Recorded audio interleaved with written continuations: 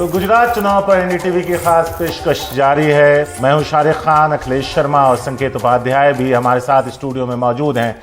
तो गुजरात में आज पहले दौर के लिए वोट डाले जा रहे हैं और ये वोट 89 सीटों पर हैं, जिनमें कई दिग्गजों की किस्मत का फैसला आज ईवीएम मशीन में बंद हो जाएगा।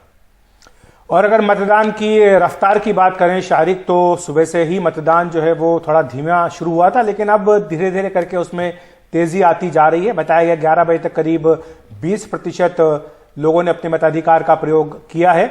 और अगर पिछले चुनाव की बात करें तो 70% औसतन गुजरात में लोग अपने मताधिकार का प्रयोग करते आए हैं। तो इस लिहाज से माना जा रहा है कि ये उसी के आसपास रहने वाला है। बिल्कुल, लेकिन इसके अलावा आपको ये बता दें कि ये प्रथम चरण का चुनाव तो अभी चल रहा है और इसमें काफी भारी भरकम दिग्गज हैं। 3 क्षेत्र हैं गुजरात के जो कि बहुत इंपॉर्टेंट हैं, साउथ गुजरात, सौराष्ट्र, कच्छ। इसके साथ साथ ये भी नहीं भूलना चाहिए कि अभी एक दूसरा चरण भी है और उसकी कैंपेनिंग भी जोरों शोरों से चल रही है, जिसमें प्रधानमंत्री भी मैदान में उतरे हुए हैं। उनका एक रोड शो होने वाला है। उन्होंने एक अभी स्पीच दी है प्रधानमंत्री ने। इस स्पीच में उन्होंने, अगर आपको याद हो, पहले औकात वाली बात बोली थी कांग्रेस पार्टी ने, उस पर प्रधानमंत्री ने जवाब दिया।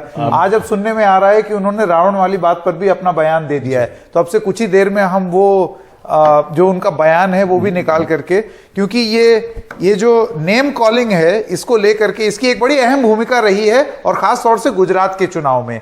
मौत का सौदागर वाला बयान, खून की खेती या जहर की खेती वाला बयान, इसके अलावा नीच वाला बयान, चाय वाला बयान, तो ऐसे तमाम बयान और उनका गुजरात की राजनीति में महत्व, इस पर बड़ी चर्चा हुई है। अखिलेश और संकेत, यहाँ पे एक चीज और देखें, मुद्दे कहीं पीछे छूट जाते हैं। हाँ, हमेशा। और इस तरह का कुछ ऐसा कह दिया जाता है कांग्रेस की तरफ से या विपक्षी पार्टियों की तरफ से, जिसको लेकर एक नैरेटिव सेट करती है बीजेपी और जिसका फायदा मिलता है। ये कहना कि मुद्दों से भटकाने की कोशिश, हिंदुस्तान एक जज्बाती मुल्क है, ठीक है, इमोशनल कंट्री है, इमोशनल इश्यूज बहुत मैटर करते हैं। और अगर आप पर्सनल नेम कॉलिंग करेंगे, हाँ, यहां पर यह भी जिक्र करना बहुत जरूरी है कि ऐसा नहीं है कि भारतीय जनता पार्टी ने कुछ नाम नहीं पुकारे हैं या वो एकदम दूध के धुले हैं। सद्दाम हुसैन इसी चुनाव में बोला गया है राहुल गांधी, बिल्कुल, लेकिन उसको भून बीजेपी ले जाती है। भुनाना आना चाहिए। हाँ, ऐसा होता है संकेत कि अगर आप वहां पर गुजरात में मतदाताओं से बात करेंगे तो कई लोग जो है परेशान थे कि ठीक है, महंगाई है, कुछ लोग बेरोजगारी का जिक्र करते हैं, युवाओं से बात करते हैं तो वो पेपर लीक का मुद्दा भी उठाते हैं। लेकिन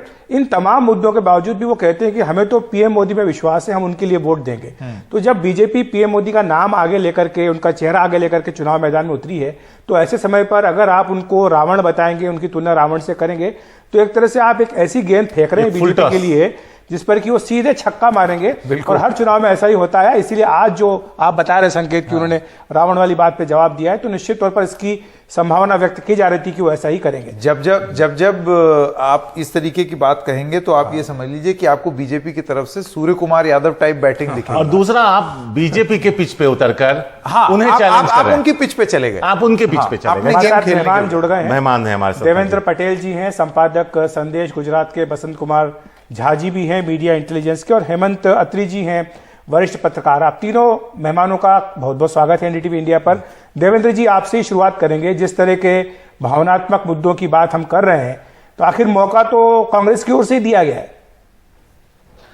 देखिए, गुजरात की और हर प्रदेश की एक आत्मीय सभ्यता, संस्कृति और अस्मिता होती है। गुजरात के लोग गाली बोलना पसंद नहीं करते हैं और गाली सुनना भी पसंद नहीं करते हैं। ये गुजरात की एक अपनी एक संस्कृति है, अपनी एक विनम्रता है। गुजरात में अगर चुनाव के बारे में बोलना है तो आपके पास बहुत सारे इश्यू आपको ढूंढना है। लेकिन आप गुजरात से आए हुए प्रधानमंत्री जिनका जन्म गुजरात में हुआ है और गुजरात से वो अब देश की दिल्ली की गादी पर विराजमान है, और उनके लिए अगर आप, एक तो पहली बार आप गुजरात के चुनाव के बाद जो कांग्रेस के लीडर जिन्होंने, कांग्रेस ने तो जैसे बीजेपी को वॉकओवर ही दे दिया है। पहली बार खड़गे साहब आए और वो तो वैसे बोलने में बड़े विनम्र है, उनकी भाषा भी हमेशा संतुलित रहती है। लेकिन पता नहीं गुजरात में आने के बाद उन्होंने कैसे बोल दिया कि प्रधानमंत्री की उनकी तुलना उन्होंने रावण से कर दी। अभी उनको ये पता होना चाहिए कि आप एक प्रधानमंत्री के बारे में अगर रावण जैसी तुलना करते हैं तो आपको अपना इतिहास देखना चाहिए कि भूतकाल में जब जब प्रधानमंत्री को गाली दी गई तो उन्होंने, ये गुजरात के लोगों के, और प्रधानमंत्री तो बड़े चतुर आदमी है, वो गाली का इस्तेमाल का ये शब्द का इस्तेमाल ऐसे करेंगे कि वो फायदा बीजेपी को होगा। बिल्कुल। तो वैसे तो ये लगता है जी। कि कांग्रेस ने जानबूझकर भारतीय जनता पार्टी को फायदा करा दिया है। वसंत कुमार झा भी हैं जो मीडिया इंटेलिजेंस रिपोर्ट से हैं। झा जी, मेरा सवाल आपसे था कि कल 2-4-5 लोग थे जिनके साथ हम बैठे हुए थे, तो उन्होंने जब गुजरात चुनाव का जिक्र किया तो उन्होंने एक लाइन कही कि बीजेपी की हार तभी संभव है जब लोग उनके खिलाफ खड़े हो जाएं, पार्टियां हरा दें उन्हें, अब ऐसा मुमकिन नहीं लगता। जी, ऐसा कहना है कि जब लोग उनके खिलाफ हों, जैसा कि पहले हिमाचल में हुआ, लेकिन गुजरात की अगर हम बात कर रहे हैं तो गुजरात में 2 तरह की लॉबी है। एक लॉबी वो है जो भारतीय जनता पार्टी और आरएसएस के हार्डकोर सपोर्टर जी, जो किसी भी स्थिति में बीजेपी के साथ रहेंगे, चाहे बीजेपी जीते या बीजेपी हारे। और दूसरी लॉबी है वहां गुजरात में, वो पब्लिक है जो इनको सपोर्ट नहीं करती है, जो 27 साल इन्होंने राज किया उसको देख के वो बोलते हैं कि 27 साल बहुत हो गया और बहुत सारी वहां कमियां हैं। तो यहाँ 2 लॉबी है यार। तो दूसरी लॉबी वो जनता है जो बीजेपी के अगेंस्ट काम कर रही है। संकेत। जी जी बिल्कुल। शारिक, मेरे ख्याल से हेमंत अत्री जी भी हमारे साथ हैं। मैं अत्री जी से एक सवाल ये पूछना चाहता हूं कि बीजेपी की इनविंसिबिलिटी के बारे में बात की जाती है कि भाई गुजरात तो होम टर्फ है, ये तो वैसा हो गया जैसे ऑस्ट्रेलिया को मेलबर्न क्रिकेट ग्राउंड पे आप हरा डालें। तो हेमंत अत्री जी, ये जो नया चैलेंजर आया है आम आदमी पार्टी, आपको लगता है कि बार बार ऐसा जिक्र करना दोनों कांग्रेस और बीजेपी का कि हम ही लोग मुकाबले में हैं और आम आदमी पार्टी तो ऐसे ही खामखा है, ये जानबूझ के एक स्ट्रेटेजिक पोजीशन ली है? क्योंकि कई ऐसे हमने चुनाव देखे हैं जहां पर बोला यही जाता था कि एक कांग्रेस वर्सेस बीजेपी या बीजेपी वर्सेस कोई और एक ट्रेडिशनल फोर्स होती थी, लेकिन वहां पर आम आदमी पार्टी की एंट्री हुई। मसलन दिल्ली 2013, दिल्ली 2015, दिल्ली 2020, मसलन पंजाब 2022। तो ये चीज हमने होते हुए देखी है। ऐसे में आपको लगता है कि एक सोची समझी रणनीति है ट्रेडिशनल पार्टीज की कि आपस में ही रखो मुकाबले को? नहीं संकेत जी, इसमें एक तो आपने जो ऑस्ट्रेलिया और मेलबर्न क्रिकेट ग्राउंड की बात कही, हाँ। उस पर मैं एक थोड़ी सी क्लैरिटी देना चाहूंगा। 2017 का चुनाव अगर आपको याद हो, हाँ, तो नरेंद्र मोदी जी की जो सीट है, खुद की पैतृक सीट, वड़ानगर की जो ऊंझा सीट है, और अमित शाह जी की जो पैतृक सीट है मानसा, 2017 में ये दोनों ही सीटें कांग्रेस के पास थी। तो ऐसा नहीं है कि इनविंसिबिलिटी फैक्टर बहुत बड़ा है गुजरात में, सवाल ये नहीं। अगर इस पूरे चुनाव की रणनीति आप देखेंगे तो शुरुआत में मोदी जी ने, अमित शाह जी ने और पूरी बीजेपी ने एक बात कही कि हमारा चुनाव आम आदमी पार्टी से मुकाबला है। और जब शुरू में उन्होंने कहा कि हमारा मुकाबला है आम आदमी पार्टी से, और उसके बाद एकदम जब लगा कि ये तो गड़बड़ हो जाएगी, धीरे धीरे उन्होंने आम आदमी पार्टी को रेस से बाहर बताना शुरू किया संकेत जी। और फाइनली ये हुआ कि हमारा मुकाबला तो कांग्रेस से। ये हुआ क्या? बेसिकली आम आदमी पार्टी ने वही लाइन ले ली जो बीजेपी को हर्ट करती थी। वो क्या है? हिंदू हार्टलैंड के अंदर हिंदू की बात करना, मुस्लिम्स को छोड़ देना। तो जैसे ही बीजेपी को लगा कि ये तो हमारी वोटों में नुकसान कर देंगे, उन्होंने खट से नैरेटिव को वापस बीजेपी वर्सेस कांग्रेस कर दिया। अब कांग्रेस का आप दुर्भाग्य देखिए कि उन्होंने चुनाव कैसे लड़ा। ये जो मैं बात कह रहा हूं आपको संकेत जी, ये मेरिट्स पे, फैक्ट्स पे बात है। प्रधानमंत्री जी आज तक 27 जनसभाएं कर चुके हैं टिल डेट, और अमित शाह जी 34 जनसभाएं कर चुके हैं, और 7 और होनी है उनकी, प्रधानमंत्री जी की 3 और होनी है। 27 साल से वो सत्ता में है, और उनकी तड़प देखिए चुनाव को लेकर के। और दूसरी तरफ कांग्रेस पार्टी है, जहां राहुल गांधी ने एक दिन में 2 जनसभा की, और राजकोट के पूरे भाषण में उन्होंने ना तो इलेक्शन का जिक्र किया, ना वोट मांगे। उसके बाद खड़गे साहब पहुंचे, उन्होंने वहां पर वो जो फोपा जिसको हम कहते हैं, वहां नरेंद्र मोदी को उन्होंने रावण कह दिया। तो कांग्रेस पार्टी चुनाव कैसे नहीं लड़ना चाहिए एक बार फिर साबित कर रही है गुजरात के अंदर। और भारतीय जनता पार्टी की सत्ता की तड़प देखिए संकेत जी, इतना 27 साल से सत्ता में होने के बावजूद जितना माइन्यूट डेटा मैनेजमेंट उनका है, मैन टू मैन मार्किंग है, पूरी पार्टी ग्राउंड के अंदर स्ट्राइक कर रही है। ये वो फर्क है। आम आदमी पार्टी की जो आप बात कर रहे थे, आम आदमी पार्टी ने चुनाव बड़ा अच्छा शुरू किया था, लेकिन जैसे ही वो सिसोदिया वाला प्रकरण हुआ और वो जो क्रेडिबिलिटी का लॉस हुआ उनको, तो स्वराष्ट्र की जब आप बात कर रहे थे तो स्वराष्ट्र में 3 से ऊपर ऐसी सीटें नहीं है जहां पर वो डेंट भी कर पा रहे हैं। लेकिन ये देखना बहुत महत्वपूर्ण होगा कि वो जितना भी डेंट करेंगे वो किसको ज्यादा डेंट करते हैं। बिल्कुल। तो कुल मिला के इस तो अभी चुनाव के देखिए अंदर कांग्रेस पार्टी एक पूरा अभी फेज बचा हुआ है और बहुत महत्वपूर्ण फेज ये भी होगा। ये तस्वीरें जो आप स्क्रीन पर देख रहे हैं अभी थोड़ी देर पहले अभी भी चल रही हैं, ये अमित शाह का रोड शो है। आज रोड शो का दिन है अखिलेश जी। अरविंद केजरीवाल का भी है, अमित शाह का भी है, और शाम को तो 3-4 घंटे लंबा चलने वाला प्रधानमंत्री का रोड शो है। 50 किलोमीटर चलेंगे ऐसा बताया जा रहा है। हिंदुस्तान में सबसे बड़ा रोड शो होने वाला है। लेकिन ये रोड शो को किस तरीके से देखा जाए? बीजेपी की अपने गृह राज्य अमित शाह और नरेंद्र मोदी के गृह राज्य को बचा ले जाने की छटपटाहट के तौर पर अगर आप ये इसको सबसे बड़े रोड शो को देखें, या मार्क ऑफ कॉन्फिडेंस की तरह देखें कि ये तो हमारा गृह राज्य है, यहां पर तो हम क्या ना कर बैठे, हमें कौन हरा देगा। हाँ, हमें कौन हरा देगा। ये दोनों तरीके से विश्लेषण हो रहा है। तो अब बीजेपी का अगर पिछले 8 साल में आप देखें तो चुनाव प्रचार का एक बड़ा माध्यम बनकर के उभरा है। हर जगह पर ये हर चुनाव में इस तरह का रोड शो होता है। और आप ये भी देखें कि जब भी पीएम मोदी इस दौरान चुनाव प्रचार के लिए गए तो वहां पर उन्होंने एक तरह से जनसभा से और हेलीकॉप्टर हेलीपैड का जो रास्ता होता है उसका भी इस्तेमाल रोड शो की तरह किया। तो ये एक तरह से जनता से, ठीक है जनता को मिल नहीं पा रहे, आप उनकी बात नहीं कर पा रहे, लेकिन कम से कम एक दिख रहे हैं कि संपर्क आपका हो रहा है। मुझे लगता है वही एक प्रयास है। और जिस बात का जिक्र आप संकेत कर रहे थे वो भी सुन लेते हैं। पीएम मोदी की जो आप कह रहे थे कि मल्लिकार्जुन खड़गे ने जो रावण से तुलना की थी, उसका जवाब आज पीएम मोदी ने दिया है अपनी जनसभा में। तो सुन लेते हैं कि पीएम मोदी ने क्या कहा है। उन्होंने कहा है कि राम भक्त को रावण कहना गलत है। એટલે કોંગ્રેસના આલા કમાને આદરણીય ખડગેજીને અહીંયા મોકલ્યા. કોંગ્રેસ પાર્ટીના નવા પ્રમુખ છે એમને મોકલ્યા. અને ખડગેજીને હું ઓળખું છું, એમનો ખૂબ આદર કરું છું, એમનું સન્માન કરું છું. પણ ખડગેજીને તો એ જ બોલવું પડે જે એમને ત્યાંથી ભણાઈને મોકલ્યા હોય. હવે તમે મને કહો, રામ ભક્તોના ધરતી પર રામ ભક્તોની સામે એમના પાસે બોલાવડાવવામાં આવ્યું કે તમે મોદીને 100 માથાવાળો રાવણ કહો.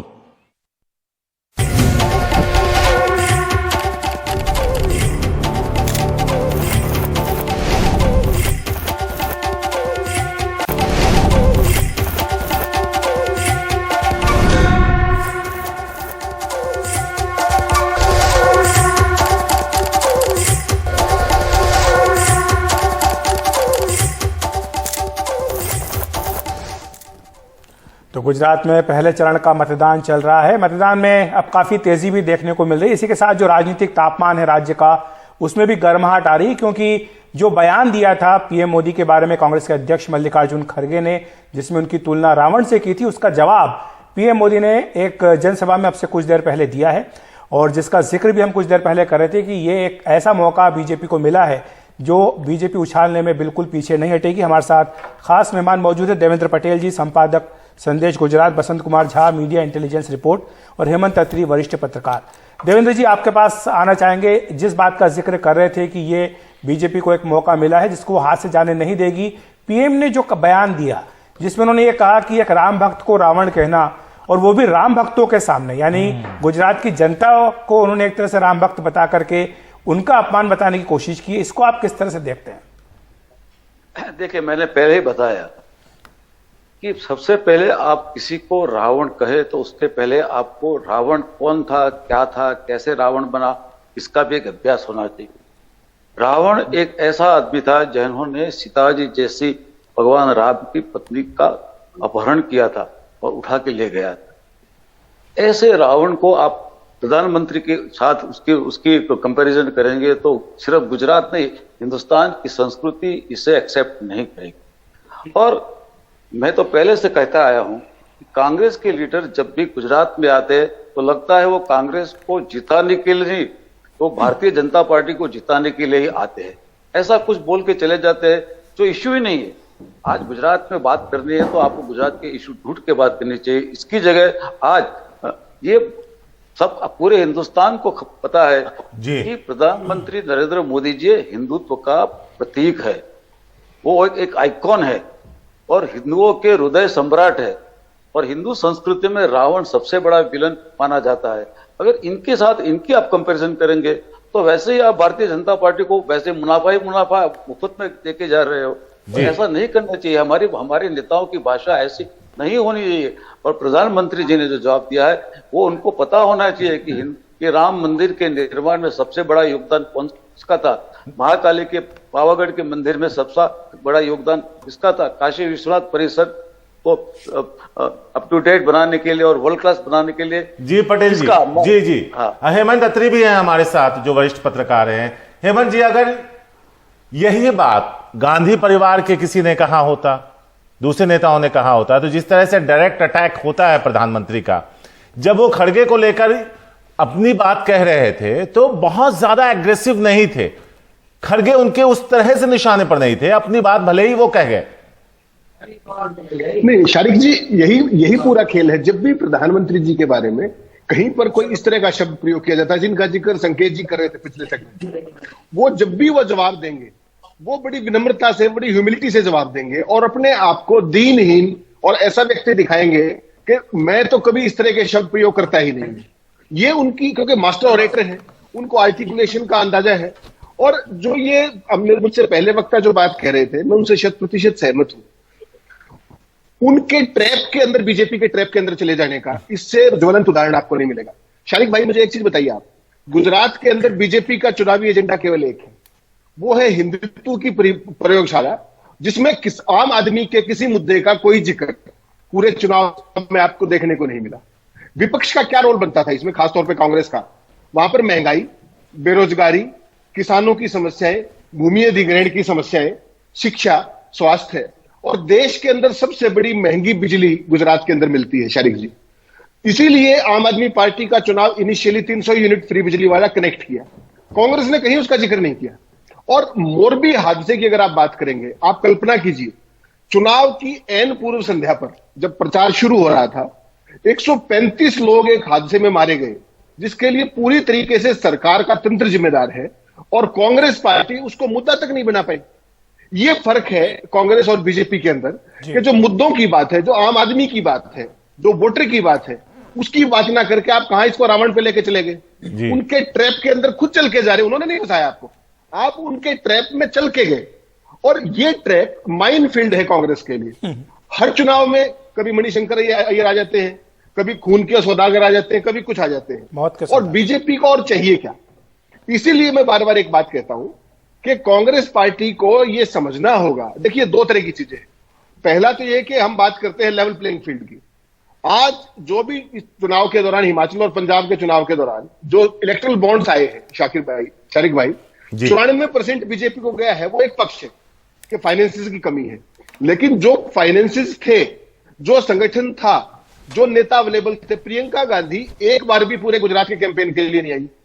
चुनाव गुजरात में हो रहा है और यात्रा केरल, तमिलनाडु, कर्नाटक और ये सब राजस्थान और मध्य प्रदेश में हो रही है। कांग्रेस की बौद्धिक दिवालियापन देखिए, रणनीति की विफलता देखिए कि वो कर क्या रहे हैं।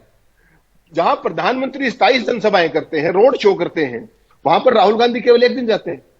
ये कितना नॉन सीरियस एटीट्यूड है। और गुजरात की जनता को 27 साल से वो बीजेपी को देख रहे हैं। ऐसा नहीं कि उनको विकल्प नहीं चाहिए, लेकिन उनको इफेक्टिव विकल्प चाहिए। अब जब आप उनके मुद्दों की बात ही नहीं करेंगे, शिक्षा की, स्वास्थ्य की, बिजली की, पानी की, सड़कों की, आप क्या बात कर रहे हैं? आप रावण की बात कर रहे हैं। तो आपको समझना होगा कि आप चाहते क्या हैं। और कांग्रेस पार्टी ये समझने में बुरी तरीके से नाकाम रही है। वरना इस बार चुनाव में जो मोरबी का हादसा हुआ था, उनको बड़ी गोल्डन अपॉर्चुनिटी मिली थी कि गुजरात मॉडल को हिट करने की। आज भी मोरबी के जिन्होंने ठेका लिया था, ना तो वो जिनकी कंपनी थी वो पकड़े गए, ना वो कॉर्पोरेशन के कर्मचारी किसी के खिलाफ एक्शन हुआ। 30 दिन पूरे हो गए और जांच वहीं की वहीं। संकेत भाई 1 महीने से ऊपर हो गया है। जी बिल्कुल। बसंत जी के पास ठेकेदार वही घूम रहे हैं। तस्वीर साफ थी कि कौन इसके लिए जिम्मेदार था। और ये एफएसएल रिपोर्ट में भी साफ हो गया। गुजरात हाईकोर्ट भी इस तरफ इशारा कर रही है, लेकिन उसके बाद भी कोई बहुत स्थिति बदली नहीं है और वो चुनावी मुद्दा भी नहीं बना है। मैं आपको ये भी बता दूं, अच्छा ये भी हो सकता है, ये भी मुमकिन है, जैसे कि हमने लखीमपुर में देखा कि लखीमपुर में वो जो कांड हुआ उसके बाद बीजेपी वहां से जीत गई और फिर उसके बाद ये बोल के प्रस्तुत किया कि आप खामखा लखीमपुर में एक एजेंडा बना रहे थे। बीजेपी ने जो सिटिंग एमएलए थे, मंत्री थे, उनका टिकट काट के पूर्व विधायक को टिकट दिया, क्योंकि जब हादसा हुआ था तो वो नदी में कूद गए थे, बिल्कुल। और उसके बाद रबड़ की बोट लेकर के लोगों को बचाया। अब ये बिल्कुल मुमकिन हो सकता है कि चुनावी नतीजा बीजेपी के पक्ष में हो, या जैसा भी चुनावी नतीजा है फिर उसको ये बोल करके राजनीतिक रूप से प्रस्तुत भी किया जा सकता है। जैसे लखीमपुर में हमने देखा है कि आप खामखा कह रहे थे जनता नाराज है, देखिए नहीं है, लेकिन उससे यह साबित नहीं होता है कि आपकी इन्वेस्टिगेशन कैसी हुई है। इन्वेस्टिगेशन पर सवाल आपने उन लोगों को नहीं बचाया जो जिम्मेदार थे। उसके तो आप हाईकोर्ट की जो टिप्पणी आई है इस मामले में, वो आप पढ़ लीजिए कि हाईकोर्ट ने कितनी कठोर टिप्पणी की है। बिल्कुल। बसंत जी, मैं आपके पास आना चाहता हूं। देखिए, ये जो बयानों की बात होती है, अभी थोड़ी देर पहले हम लोग बात कर रहे थे, एक होता है बयान और एक होता है बयान भुनान ले जाना। तो बयान तो जर्सी गाय भी था, बयान 50 करोड़ की गर्लफ्रेंड भी था, और बयान दीदी और दीदी भी था, लेकिन उसमें से भुनाया किसको गया? कांग्रेस पार्टी के लोग बयान को भुनाने में भारतीय जनता पार्टी से काफी पीछे रहते हैं। ये उस तरह की राजनीति नहीं कर पाते जिस तरह के काम बयान को भुनाने में, उसकी ब्रांडिंग करने में, आम लोगों तक पहुंचाने में जितनी बीजेपी के नेता और बीजेपी की टीम। नहीं, पर बसंत जी, ये पूछा जाए ना कि किस तरीके की चीजें कर पाते हैं कांग्रेस? रैली आप कर नहीं पाते, रोड शो आप कर नहीं पाते, मुद्दे बना नहीं पाते, उसके बाद बयान को भुना नहीं पाते, तो कर क्या पाते? इस बार का जो गुजरात का चुनाव कांग्रेस पार्टी जिस तरीके से लड़ रही है, वो किसी नेशनल पॉलिटिशियन और नेशनल लीडरशिप के बेसिस पे नहीं है। इस बार उन्होंने ऐसा किया है कि वहां के जो लोकल लीडर हैं, लोकल लीडर ही हमारे इलेक्शन लड़ेंगे। बीजेपी हमेशा ये बोल दिया कि मीडिया ने भी हमेशा कहा, बीजेपी के नेता ने, कि राहुल गांधी नहीं आ रहे, राहुल गांधी नहीं दिख रहे हैं, राहुल गांधी कहाँ चले गए हैं, वो भारत जोड़ो यात्रा कर रहे, यहाँ चुनाव हो रहा। राहुल गांधी तो आप, पर आपको लगता है इससे एक छवि प्रस्तुत होती है जनता में कि शायद पार्टी सीरियस नहीं है, या आपको लगता है कि ये चीज सही में स्ट्रेटेजी काम कर सकती है जमीन पर कि हाँ भाई पार्टी अंदर ही अंदर कुछ कर रही है? कोई संसाधन है नहीं, ना टक्कर दे सकते हैं, तो ये रास्ता अख्तियार है।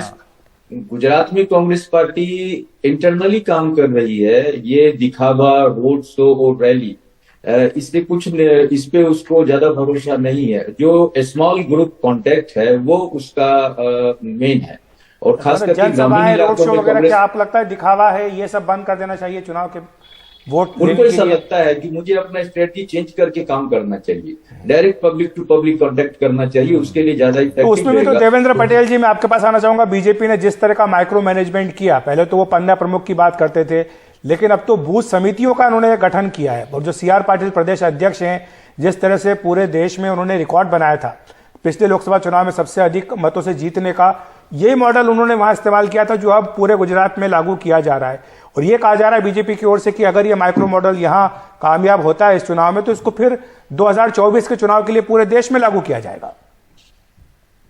देखिए, ये गुजरात का चुनाव आज एक राज्य का चुनाव नहीं है, ये राज्य का चुनाव एक हाई प्रोफाइल इलेक्शन बन गया है। हाई प्रोफाइल इलेक्शन इसलिए बना है कि ये प्रधानमंत्री मोदी जी का होम स्टेट है, और थोड़े एक साल के बाद फिर 2024 में लोकसभा के इलेक्शन आने वाले हैं। तो गुजरात का चुनाव एक प्रकार का आने वाले 2024 के इलेक्शन का एक प्रकार का लिटमस टेस्ट है। अगर गुजरात में बीजेपी का प्रदर्शन खराब रहता है तो इसका भी एक मैसेज जा सकता है। यहाँ पर एक स्ट्रांग, बहुत बड़ी प्रचंड मेजोरिटी से भारतीय जनता पार्टी जीतती है, तो उसका भी एक स्ट्रांग मैसेज पूरे देश में जाएगा। इसलिए गुजरात का चुनाव जीतना आसान, जीतना जरूरी नहीं है, बहुत अच्छी तरह से, बहुत सारे वोट्स, बहुत सारे परसेंटेज से और बहुत सारे सीटों के साथ जीतना जरूरी है। इसलिए प्रधानमंत्री जी ने नहीं, उनकी जो पूरी ताकत थी उन्होंने यहाँ पर झोंक दी। देखो जी, पिछले 2 महीने में भारतीय जनता पार्टी ने 270 रैलियां गुजरात में की, जिसमें से 27 को तो सिर्फ मोदी जी ने तो पहले संबोधित किया, और पूरे कांग्रेस की तो अभी तक 70 भी नहीं हुई है। एक बात, एक जमाने में आज कांग्रेस की आज उम्र मर्यादा 140 ईयर्स के पास पहुंच गई है। इसकी स्थापना होने के बाद 139 के आसपास है। उसके पास अपनी एक सिस्टम थी, सेवा दल था, जो गांव-गांव में सेवा दल के स्वयं सेवक होते थे, सैनिक होते थे, जो लोगों को पकड़ कर वोटिंग कराने लेके जाते थे। आज कांग्रेस के पास सेवा दल सिर्फ पेपर पर है। गुजरात में 23,000 विलेजेस है जिसमें से 18,000 ग्राम पंचायत है।